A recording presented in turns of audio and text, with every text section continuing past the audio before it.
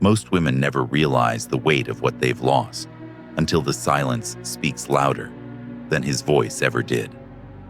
At first, they think it's just the absence of a man, a gap easily filled, a wound easily distracted by the next admirer's attention. But in time, they discover it is not merely a man they've lost, but a presence, an immovable pillar that anchored their restless tides, a mirror that reflected their own chaos without judgment and without indulgence. An emotionally disciplined man is not like the others. He does not crumble when tested, does not bow to the tempest of moods that so easily sway lesser men. His restraint is not coldness, but mastery. His silence is not avoidance, but the deliberate choice of a mind that understands the weight of every word. In his steadiness, there was safety. In his boundaries, there was truth.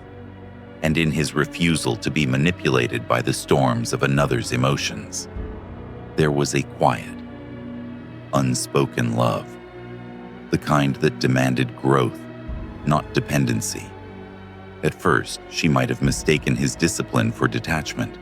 She might have thought his refusal to argue over trivialities was weakness, or his ability to walk away from disrespect was arrogance. But slowly, she learns.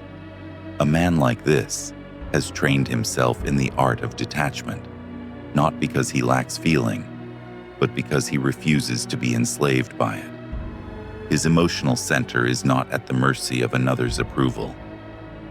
He is his own compass, guided by principles older than her fleeting moods, principles that have weathered centuries, from the lips of Marcus Aurelius to the journals of Seneca. When such a man leaves, the void he leaves behind is not loud at first. It creeps in quietly, like a shadow lengthening at sunset. At first, she feels a kind of freedom. No more boundaries to bump against, no more steady gaze calling her to account for her own contradictions. But that freedom quickly reveals itself as something else, a drift into chaos. There is no longer a man who will meet her sharpest words with calm, who will answer her storms with the stillness of a mountain. And without that mountain, she feels herself sliding, subtly but surely, into the lower places of her own nature. You might think she misses his touch, his voice, his presence in the room, but the truth is far more haunting. She misses the way she felt in his presence. She misses the better version of herself that emerged under his steady, unshakable gaze. Without him, the mirror is gone, and the truth it reflected begins to fade. This is the first quiet regret, realizing she took for granted the rare strength of a man who masters himself. In his discipline, she thought she saw control. In truth, it was freedom. The kind of freedom that comes from no longer being chained to every impulse, every rise of anger, every wave of desire. She sees now that she mistook that freedom for distance because she had never known what it looked like in its pure form. The second regret is darker. It is the realization that she could not move him, not with tears, not with tantrums, not with games. At the time, it infuriated her. She wanted to feel powerful over him, to see him bend, to know she could pull him from his center if she wished. But he did not bend, and now she understands why. He belonged to something greater than her moods, greater than her approval. He belonged to the truth, and a man who belongs to the truth cannot be owned. This kind of man does not love recklessly. His love is a choice, not a reflex. He can desire a woman deeply and yet walk away without looking back if she dishonors herself or him. He does not cling. He does not beg. And when he leaves with the same composure he had when he stayed. That is the wound she cannot quite heal from. Not that he left, but that he did so without his soul collapsing in the process. For the emotionally undisciplined, this kind of self-possession feels like cruelty. But for those who can see clearly, it is the highest form of love, the love that refuses to participate in what destroys either of them. And here is the paradox she now faces in the dark hours when her pride sleeps. She could have grown beside him. She could have risen to meet him in that place where emotion serves wisdom rather than rules over it. But growth is uncomfortable, and she chose comfort instead. The comfort of being unchallenged, the comfort of being indulged. And now she understands, comfort was the most expensive choice she ever made. Regret, when it ripens, does not shout. It is a slow, steady tightening in the chest, a knowing that seeps into the bones. She moves through her days, but the absence has a weight of its own, pressing quietly against her spirit. There are men who will give her attention, men who will flatter, men who will even bend to her moods. But in their pliability, she finds no substance. Their eagerness to please feels like sugar on the tongue, sweet for a moment, then dissolving into nothing. She begins to see that discipline in a man is not a wall meant to keep her out, but a fortress built to protect the highest parts of both of them. The emotionally disciplined man was not withholding, he was preserving the sacred ground where respect grows. Preserving the dignity of the connection, preserving himself so he could love from fullness, not from depletion. Without him, the patterns she once denied begin to reveal themselves. She notices how quickly she tests men now, pushing at their boundaries to see if they will hold. She watches, almost with detachment, how often they fail, how easily they trade self-respect for her temporary approval.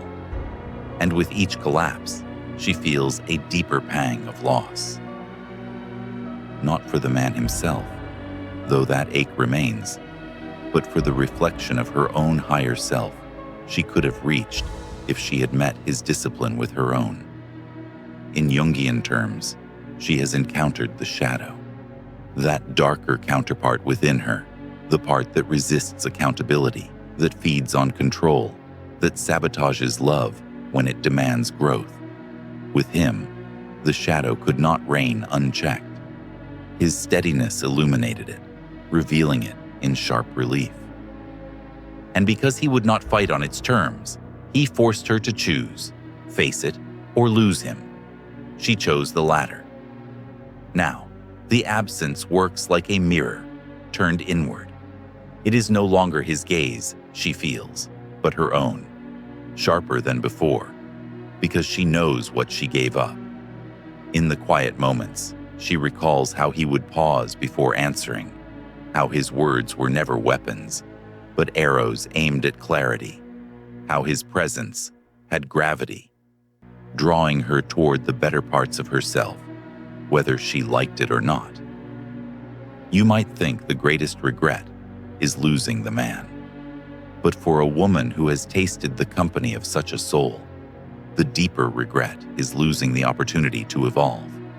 It is knowing she once stood beside a man who had mastered what so many never will, the capacity to act without being ruled by reactivity. And she chose to walk away because it made her feel too small. She did not understand then that the feeling of smallness was not his doing, but the signal of her own growth trying to emerge. In the language of the Stoics, his strength was not about dominance, but about self-command. He lived by the principle that no one has power over a man's mind unless he allows it. When insulted, he did not retaliate. When tested, he did not crumble. He could be wronged and remain whole. This was not the absence of passion, but the presence of mastery. Mastery born from wrestling with his own nature until he could stand in the world unshaken. And she, who once mistook that steadiness for emotional distance, now longs for the safety it gave her. For when a man cannot be moved from his principles, a woman can finally rest from the endless battle of control. There is no need to dominate what cannot be dominated. There is only the invitation to meet him as an equal. But equality requires discipline, and discipline requires sacrifice. To rise to his level would have meant laying down the weapons of manipulation, relinquishing the comfort of chaos, and learning to hold herself accountable in the same way he did. It would have meant letting go of the drama that once made her feel alive, only to replace it with a quieter, deeper vitality. That trade was one she could not make then. Now, she sees the cost. And here is the cruel thing about a man like that. When he leaves, he does not look back. He knows the difference between patience and enabling. He knows that to stay in the presence of someone who refuses to grow is to betray himself. And he has long ago chosen never to betray himself for love. Time has a way of sharpening certain truths until they pierce the heart without mercy. In the beginning, her memory of him was softened by ego, wrapped in stories she told herself, that he was too rigid, too unfeeling, too unwilling to bend. But the further she moves from him, the more those stories unravel. She sees them now for what they were, defenses against the discomfort of being called higher. It is not that he lacked emotion. In truth, his emotional life ran deep, far deeper than most men she had known, but his depth was guided by discipline, not dictated by it. He felt everything, yet was enslaved by nothing, and therein lay the power she could not match. For while she chased the highs and lows of unchecked passion, he moved like a man, tethered to something eternal, something within himself that could not be shaken loose. This is where the regret begins to transform into something more haunting. The realization that his discipline was not just his own victory, but could have been hers as well. In his presence, her sharpest edges dulled. The petty arguments that consumed her with others felt trivial beside him. He did not give them fuel, and without fuel, the fire could not burn. Instead, there was space, vast, quiet space, in which truth had room to speak. But that kind of space can feel threatening to someone who has lived in noise. Silence exposes what constant motion conceals. Without chaos, she would have to confront the emptiness she carried. And so, she mistook the medicine for poison. She told herself his calm was coldness, that his refusal to chase was a lack of care.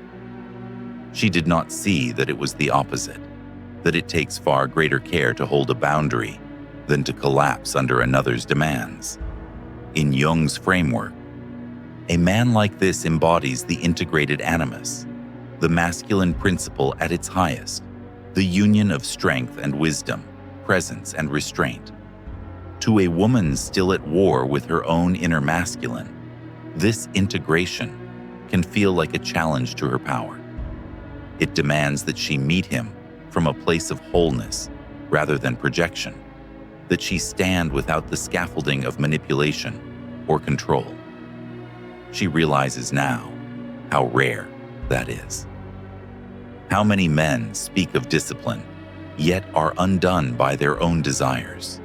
How many can appear strong until a woman tests them, only to find their strength was merely performance? He was different. When she tested him, she found steel, not in the form of dominance, but in immovable self-respect. There is a moment that returns to her often uninvited, a time when she tried to provoke him, reaching for every button she thought she could press. Her words sharpened, her tone rose, her presence became a storm. And yet, he stood there, listening. When she had exhausted herself, he spoke, not with anger, but with a calm that cut through her fury. You're free to feel as you do, and I'm free not to engage in what doesn't build us." Then he walked away. She did not know it then, but that was the moment she lost him. Not physically. He stayed a while longer, but something in him closed, not out of spite, but out of clarity. A man like that does not need to stay where mutual respect has been abandoned. His discipline is not a performance for others. It is a covenant with himself. And so, when he left for good, he did so without theatrics. There was no grand exit, no bitter exchange, just the quiet certainty of a man who knows that peace is worth more than proximity. She told herself she didn't care, that she was relieved. But somewhere deep beneath the layers of pride, something hollowed out. Now, in the quiet hours when memory is sharper than pride, she understands. She will meet men again, but she will not meet that man again. That kind of presence is not born of charm or chemistry. It is forged in the long, unseen battles a man fights with himself until he becomes the ruler of his own mind. And once lost, it is not easily found.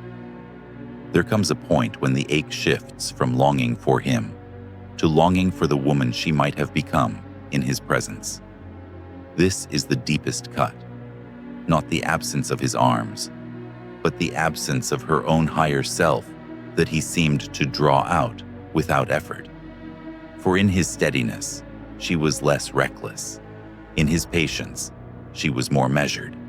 And in his refusal to be pulled into drama, she found herself speaking with more intention. It was not that he demanded these changes from her. He never issued commands, never lectured her into becoming. It was simply that his way of being was a mirror. And one cannot stand long before a true mirror without confronting the truth it shows. Yet, instead of leaning into that truth, she recoiled. She chose the familiar chaos where she could remain unchallenged over the unfamiliar peace that demanded transformation. This is the tragedy of encountering a soul forged in discipline. They force you to see the cracks in your own foundation, and once you have seen them, you can never go back to being blind. You can cover them with distractions, pour yourself into new relationships, surround yourself with admirers who will indulge every mood. But the cracks remain, whispering of what might have been had you chosen to rebuild instead of run. The emotionally disciplined man is a rare creature in the modern world, not because such discipline is impossible, but because it is costly. It requires the death of the ego's need to win every battle, the surrender of the intoxicating highs of reactive living, the willingness to stand alone if necessary. It is the kind of power that refuses to shout because it knows silence often cuts deeper. She remembers how he carried himself, not with arrogance, but with the quiet assurance of one who governs himself before all else. He did not compete for attention. He did not explain himself endlessly. He did not make his love conditional on her being in a good mood. His care was steady, not swayed by her storms. But that steadiness, she now realizes, came with a condition she never saw clearly at the time. Respect was the currency of his devotion. The moment it was spent recklessly, the account closed. Her other lovers are not like this. They argue when provoked. They crumble when tested. They bend when pressed.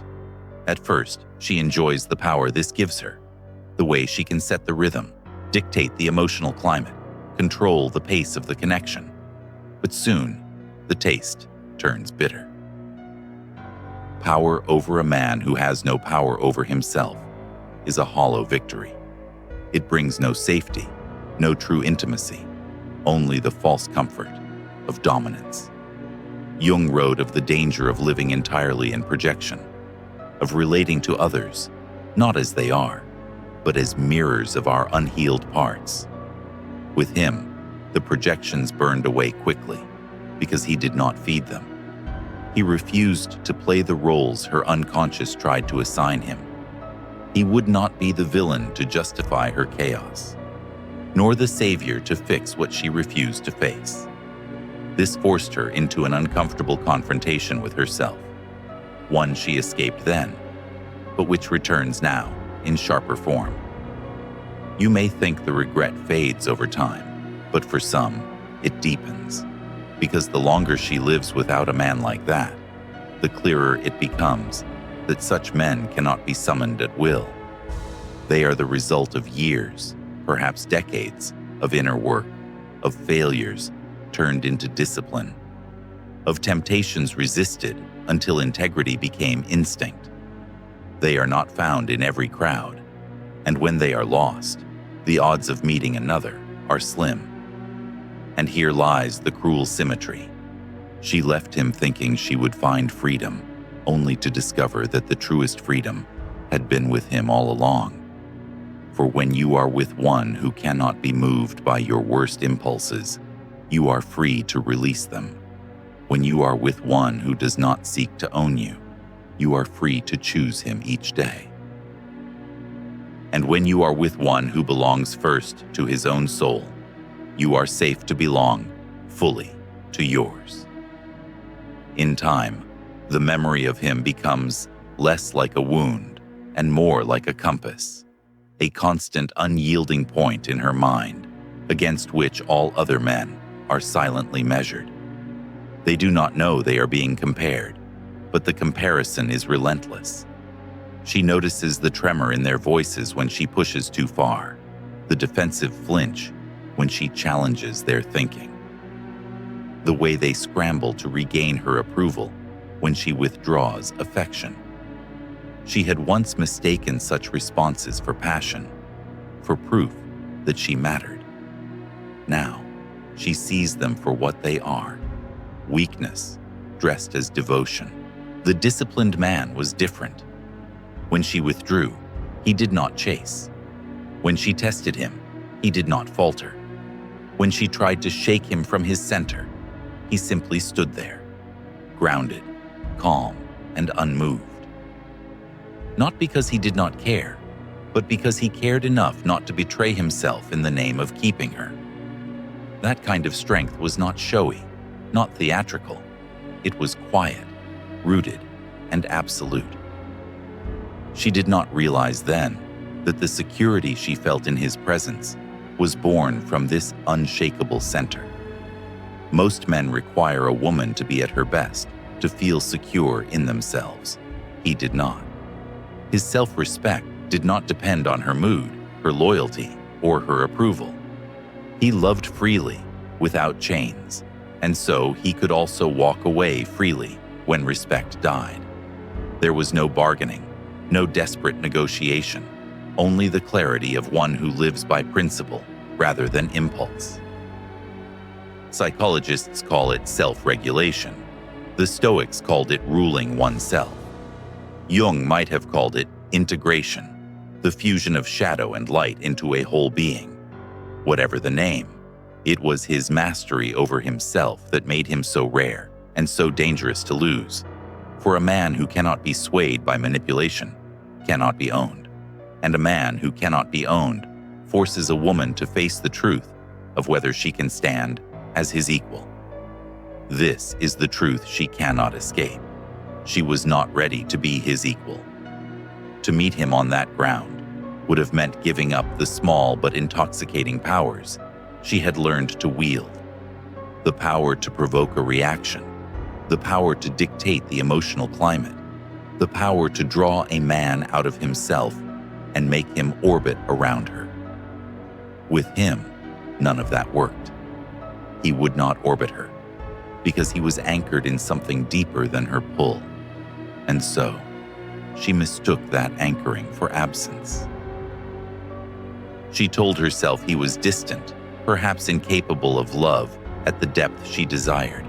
But now, in hindsight, she sees that his love ran deeper than the shallow currents of constant emotional drama.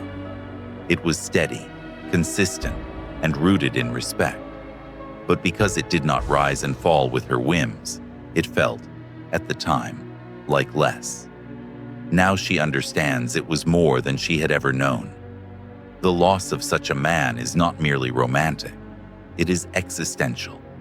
It alters the way she sees herself, the way she measures connection, the way she understands the very nature of love. For with him, she was called to a higher standard, not by his demand, but by his example. And without him, she has drifted back toward the gravitational pull of the familiar. Men who bend, who break, who barter away their integrity for closeness. There is a secret grief in this, the kind that cannot be spoken aloud without revealing too much. It lives in the moments between conversations, in the silence after a joke that would have made him smirk but makes others frown, in the subtle disappointment when she sees fear in a man's eyes instead of fire. It is the grief of knowing that once you have stood beside a mountain, the hills no longer inspire awe. And though pride keeps her from admitting it, there is also a longing, not just for him, but for herself in his presence. The version of her that was sharper, calmer, truer. The version of her that felt both the discomfort and the thrill of being unable to move him from his center. That woman is still inside her, but she sleeps now, waiting for the presence that once drew her out. There comes a day when she stops pretending that he is just another man from her past. By now she knows, though she may never admit it aloud, that what she lost was not simply a relationship, but a rare alignment of two lives where discipline met desire and principle stood taller than passion. It is not the sort of thing you can replace by swiping through profiles or entertaining admirers. This kind of presence is not found. It is forged, and those who possess it are as scarce as ancient coins buried deep beneath centuries of dust. She begins to recognize the subtle ways his absence has reshaped her. Arguments feel different now, emptier. The petty verbal games that once energized her now leave her unsatisfied. She used to delight in drawing men into spirals of emotion, watching them flail for footing, testing how far they'd go to win her back. But now, the game feels hollow, because somewhere inside, she knows what it felt like to meet someone who would not play at all. The disciplined man's refusal to dance with chaos was not a dismissal of her. It was a statement about himself. His calm was a declaration. I will not surrender my peace for anything that is not rooted in truth. That kind of vow is not spoken, it is lived. And now that she has seen it lived, every other version of love feels diluted. In Jungian terms, he had integrated his animus into wholeness. But more than that, he had tamed the wild horse of emotion without breaking its spirit. His fire was still there. She had seen it in the way his eyes could lock onto hers with unflinching intensity. In the rare moments when his laughter cracked the surface of his restraint, in the deep tenderness of his touch. But that fire was under command, never spilling recklessly, never burning what it should have warmed. She did not understand at the time that this was the highest form of strength, not the raw, untamed blaze, but the flame that endures, because it has learned to stay within its hearth. Now she understands, and understanding is the crueler fate, for it cannot be undone. Once you have seen a love that is steady, it is impossible to be content with love that is frantic. Her dreams betray her. She wakes in the night, recalling the weight of his hand, resting gently, deliberately, on the small of her back, not claiming, not clinging, simply there, as if to say, you are safe here, but you are also free. She remembers the quiet gravity in his eyes when she raged, the way his stillness drew the storm out of her without him needing to lift his voice. This was not weakness. It was the kind of restraint that comes from knowing you can act, but choosing not to when it serves no purpose. The Stoics knew this well. The power to be unmoved by what does not matter is the root of freedom. He lived that creed. And now, every man who reacts too quickly, who takes her bait, who lets his emotions run ahead of his reason, they all remind her of what he was not. And yet this comparison is not purely about men. It is about her. For what she mourns even more than losing him is losing the discipline she might have gained had she chosen to rise beside him instead of shrinking back. He offered no ultimatums, only the steady example of a man unwilling to descend into the games of the unconscious.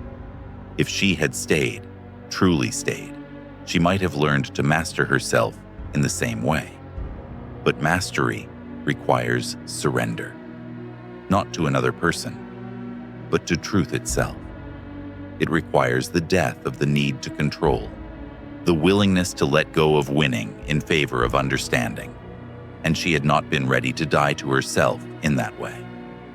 So she left, and in doing so, she abandoned not just him, but the version of herself she might have become. This is the final quiet regret that lingers beneath the others, that she did not just lose a man, she lost the path to a more whole self. And no matter how many years pass, no matter how many faces she meets, that path remains a ghost road in her memory, leading back to the place where she first stood at its beginning and turned away. Eventually, the noise of the world grows thin, and what remains is the quiet echo of what could have been. She moves through her life, the dinners, the conversations, the new romances. But beneath it all runs a subterranean current of knowing that somewhere out there, he still walks through the world with the same steady steps, the same unshakable gaze, the same refusal to be ruled by the chaos of others. And though she tells herself she has moved on, the truth is more complicated. She has moved forward, yes, but a part of her still circles back to him in thought, the way the tide returns inevitably to the shore. The disciplined man does not leave an absence that time easily fills. His absence is a space that becomes its own presence, a standard, a measure, a quiet benchmark against which the rest of life is weighed. She may laugh with others, may even feel moments of genuine connection, but somewhere in the back of her mind, she is measuring the depth of their roots, the steadiness of their core. And more often than not, the measure falls short. This is not because she romanticizes him. If anything, she sees him more clearly now than she did when he was hers. She remembers his flaws, his limits, the ways his discipline sometimes felt like distance. But she also remembers the integrity behind it, the way he would rather be misunderstood than betray his principles, the way he refused to trade authenticity for approval. And in a world where so many barter away their values for comfort, that refusal has become, in her mind, the rarest kind of wealth. Modern psychology calls it secure attachment, the ability to love deeply without collapsing into dependence, to remain whole while in connection. But the Stoics would have said it more sharply, to possess oneself fully so that no external loss can undo the inner citadel. He had built that citadel, stone by stone, through seasons of solitude, failure, and self-reflection. And because he had built it, he could walk away from anything, even her, without shattering. That, perhaps, is what unsettles her most. Not that he left, but that he left whole. She has seen men break under far less, dissolve into pleading or bitterness when faced with loss. But he accepted the turning of events as one accepts the turning of the seasons. He understood, as Marcus Aurelius once wrote, that what happens to a man is ordained for him from eternity. And so he did not fight the current when it carried him away from her. In the years since, she has begun to sense that the true wound was never his leaving. It was the confrontation with her own lack of discipline. For discipline is not just the ability to control one's outward actions. It is the courage to govern one's inner world, to refuse to be mastered by fear, vanity, or the hunger for control. He had mastered himself. She had not. And though love can bridge many differences, it cannot bridge the chasm between one who has faced themselves and one who still runs. She wonders now if he ever thinks of her. The thought brings both comfort and pain. Comfort, because she likes to imagine she left a mark on him, however faint.